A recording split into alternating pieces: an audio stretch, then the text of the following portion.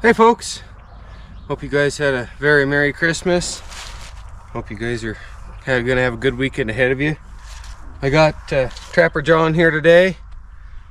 We need to get his feet trimmed and I want to get him saddled again. I think it's the second or third time I've saddled him, but I don't expect too much of a problem with that. In the past, he has been a little bit difficult about his feet. He's long on his front end right now and real stood up, kind of club footed on his back end. So I'm going to fix both those. Usually as gentle as the half drafts are, I can get away with them just being so gentle that I don't need to do a lot of the round pen stuff with their feet because they're okay with it.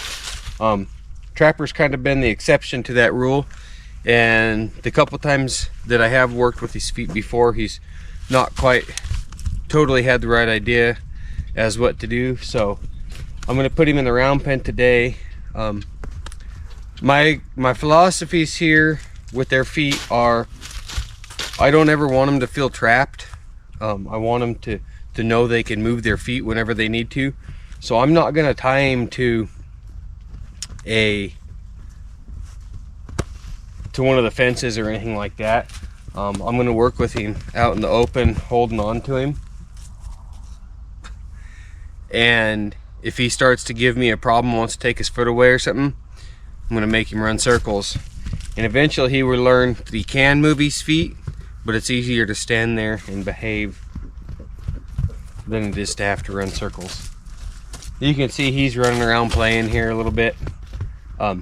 He's been in this round pen for about 5 or 10 minutes now. I let him just kind of be a horse here for a minute and make sure that there's nothing that's really bothering him and stuff like that. Anyways, I'll put you guys as a first person point of view with me. Oh, you're so bronky. I don't know if you guys heard that little squeal he just gave, but he was trying his hardest to buck and it was kind of pitiful. But yeah, as I was saying, I'll give you guys first person point of view, put you back up in your normal spot, explain things as I go, and we'll get Trapper's feet trimmed up and then we'll give him a little break and we'll get him saddled, get him in his hackamore and do a little bit of groundwork with him, and that'll be the day. It's kind of up to him how easy or how hard of a day he has. If he tries to learn and tries hard for me, he won't have too hard of a day. And if he wants to be a jerk about it, he's going to have a pretty tough day. So we'll see. Mincer Silversmiths. Quality work created and designed by Western artist John Mincer. We are dedicated to providing unique, one-of-a-kind items for serious collectors. Rings, necklaces, and bracelets for jewelry lovers. Handmade tack, bit spurs, spur straps, and buckles for working cowboys and cowgirls. And the Joel Henry high-end collection tack and hardware line for leather crafters. We're proudly made in the USA. Step up to the finest in silverworks from Mincer Silversmiths. Find us on Facebook or call us at 775-423-3379. Alright, I got my shoe and chaps on. Trap's right here helping. I am going to put his lead rope on to start. And like I said, how much work he has to do here depends upon his behavior. Yes, you're quite the ham, you know it. Just gonna tuck this back up through the back of my belt a little bit, just enough to hold it, not tuck it up very far, that way it'll pull out if need be. Okay, now my biggest thing here is to let him know that I'm not picking on him. I want him in the state of mind where he's thinking and respecting me. I don't really want him in a reactive state of mind because he doesn't learn then, but I want him just to be happy to be around me. So we're just gonna go a little bit here, pick his foot up. Oh, go boy, thank you, that's what we wanted. Okay, let me see, and don't walk off. I'm not immediately gonna go to flag him around the round pen. I'm gonna hold his foot here a second and set it down. Good boy, Trapper. I expect him to be, hey, pay attention. I expect him to be better than he was last time. Last time he got in a bit of trouble, but I did have him tied to a fence last time and was trying just to rely on him being gentle rather than actually knowing what I expect of him, which is fine, because pretty soon when they're like that, that's how Rush is. Rush just was okay with me holding his feet and hammering and all that, and it was never an issue. Trapper told me he wasn't sure about all that, so we're gonna teach him. There's a difference between broke and gentle, and if you can truly get by on gentle, and I don't mean cheating it, then that's not a problem. But when you start getting by on gentle and you're cutting corners and your horse isn't actually paying attention to what you're doing, that's when there's problems there. So as you can see, I'm not holding his feet up for a whole lot of for not a very long time. Each time I'm probably not going to use that rasp today. I brought it just out of habit, but each time I won't let him set that foot down until I give it back to him. And if he takes it from me and sets it down, that's when he will get in a little bit of trouble. And I will start with, hey, I will start with this right here. Come on. He doesn't know how to lunge, so I can't get mad at him for that. But I am using the same rules that I've used the first couple times we worked with him, which he's not remembering. There, move out. Which is just putting pressure on his hip, get him to move around a little bit, stop him. See? You can relax when you're right with me and not move your feet a whole bunch. But he takes his foot down from me like that, and I move him around. And what happens is he learns that he's not stuck. Like when I had him tied to the fence and was working with his feet, he got scared. Whoa, Bubba, you're okay. So he just asked me for his foot right there, because he's not sure if he's stuck or if he's holding it up for me. So he wanted it back right there. I'll give it back to him, kind of let him know, hey, you're not stuck, you know, that's your foot. Got this, okay, got it cleaned out enough I can nip it. I can cut off the excess. You can see the difference between his feet right there. His front toes are long and his back feet are real stood up. I've only got one camera battery and it's not totally full, so I'm gonna have you guys with me on this front foot and then one of the back feet, and then for saddling him, should be able to do that for you. I hope the battery will last that long, but end goal is to get him kind of stood up on his front end here and kind of get that back end, the back feet where they should be.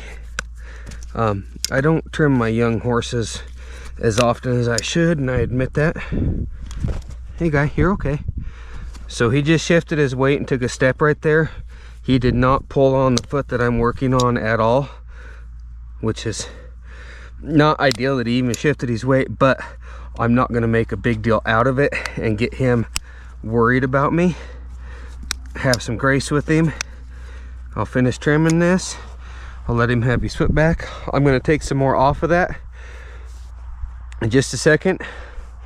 But I want him to realize that he's got his feet, you know. One of the easiest ways to panic a horse is to take their feet from them all at once.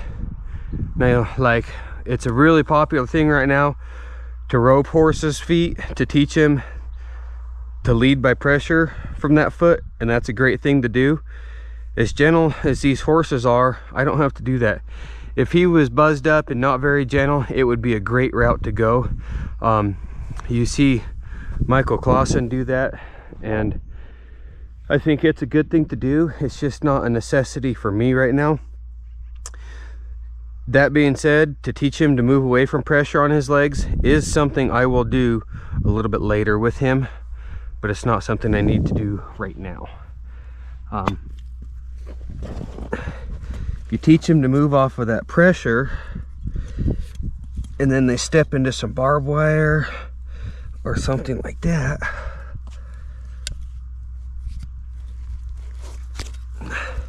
whoa, Trapper, hey, think about it.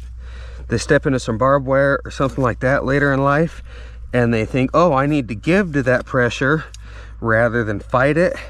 You may just save them one very, very, very painful injury, and you may save yourself one large vet bill.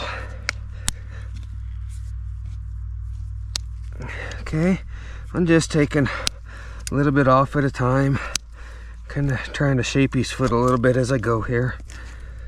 You can see he's got kind of ugly feet right now. He's a young horse though, so it doesn't worry me too much. He's got a lot of years ahead of him to get his feet shaped. I'm gonna bring this back here.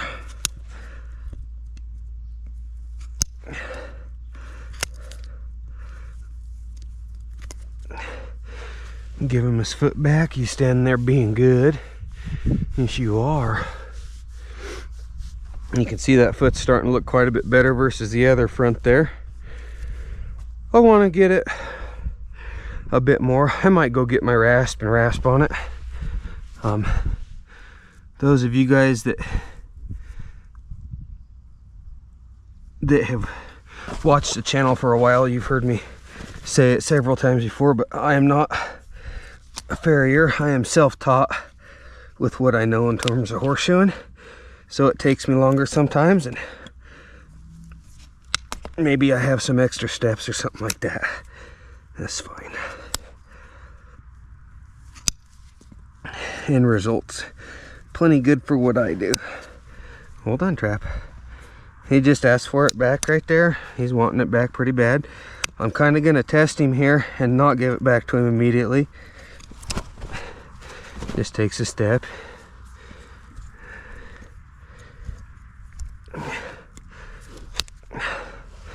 Okay, we'll give it back to him right there. There, you doing okay? Yeah, you're still being friendly. Let's walk over here and get that rasp, Trapper, and we'll do some rasping on that foot and get it cleaned up for you. Even though I said I didn't think I was going to, I changed my mind.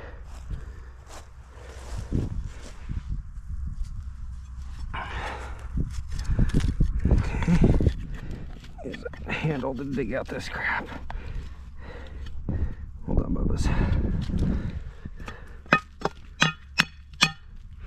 Tap on it a bit. Just treat him like it's the 100th time I've worked with these feet.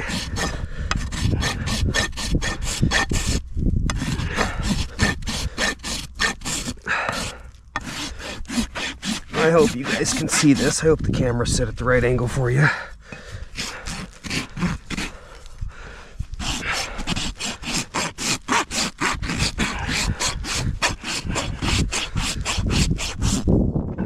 Edges right here real quick.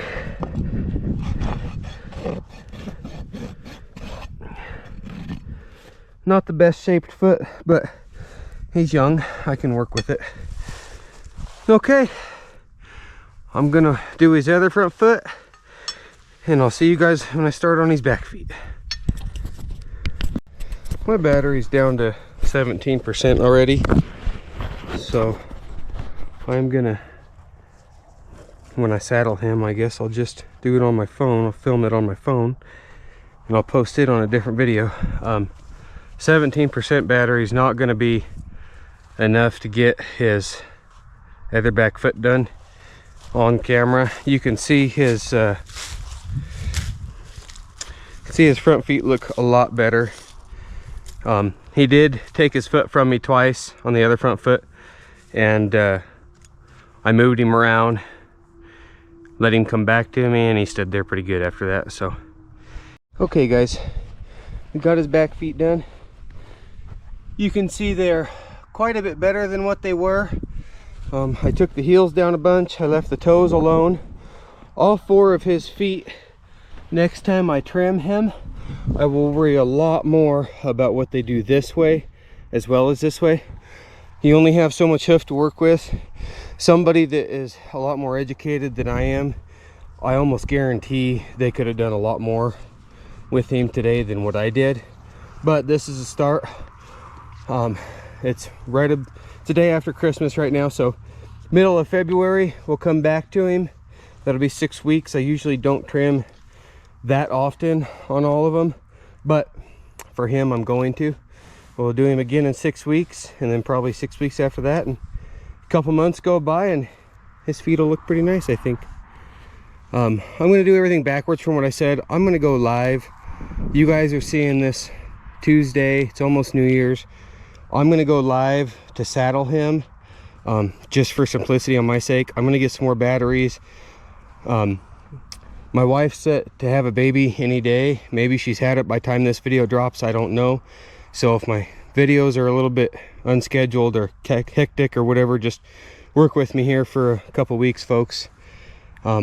Anyways, hope you guys are having a great week. I don't know what videos are going to do, so I'm going to say it right now. Happy New Year's. All that good stuff. I love you guys so much. Thank you for the support on the channel. I'm having as much fun doing this, I hope, as you guys are watching. You're such a cute little thing, Trapper. Yes. Okay guys, we'll see you on the next one.